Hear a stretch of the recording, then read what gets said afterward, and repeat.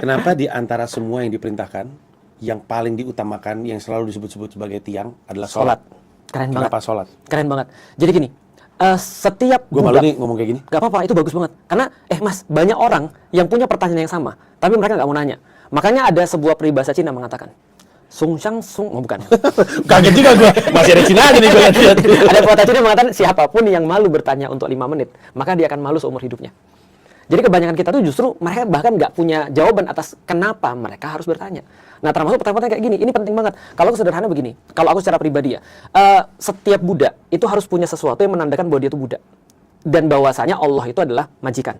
Jadi contoh ya, kalau Mas hire seorang karyawan, maka dia hanya menjadi karyawan Mas kalau Mas kasih tugas kepada dia.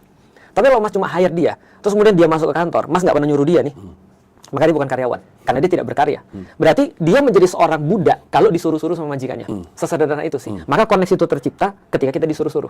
Nah, pertanyaannya adalah, sholat ini kan muncul setelah kita punya koneksi bahwa kita adalah seorang hamba. Nah, kalau ada orang yang sudah benar-benar tahu tuannya siapa, dan bahwa dia adalah seorang hamba, maka dua yang tadi sudah terpenuhi itu. Maka berikutnya baru disuruh sholat.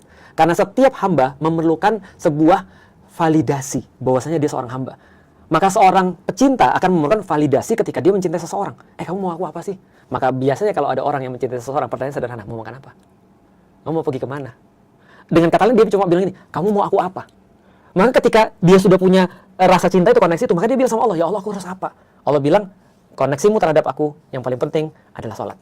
Maka pertanyaannya berganti, karena kita sudah menyelesaikan kenapa, pertanyaan berganti menjadi bukan kenapa harus sholat. Tapi pertanyaannya adalah, bagaimana cara sholat yang menyenangkan engkau ya Allah?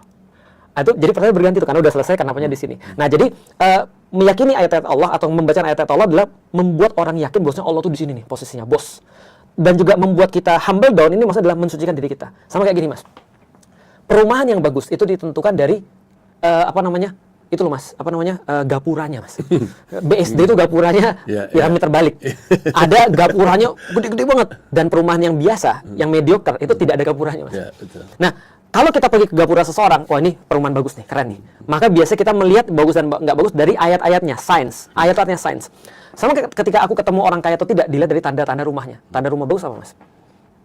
Pagar. Pagar mungkin ukuran. Kolam renang.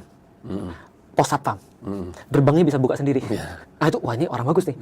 Maka ketika kita tahu bahwa ada orang penting banget, karena kita sudah lihat dari ayat-ayatnya, biasanya kita humble down. Nah, ketika kita humble down, kita siap disuruh-suruh tuh. Nah, maka sholat adalah hasil daripada membacakan ayat-ayat Allah dan kita humble down. Baru terjadi koneksi. Sholat literally bermakna koneksi. Sehingga sholat literally bermakna koneksi. Umur gua 45 baru tahu ini. Nah, artinya kalau kita punya tuan namanya Allah, majikan, dan kita adalah hambanya, kita bilang, aku pengen koneksi. Maka ketika kita punya smartphone, maka itu nggak ada gunanya kalau nggak ada koneksi. Sholat adalah koneksi. Sesederhana itu.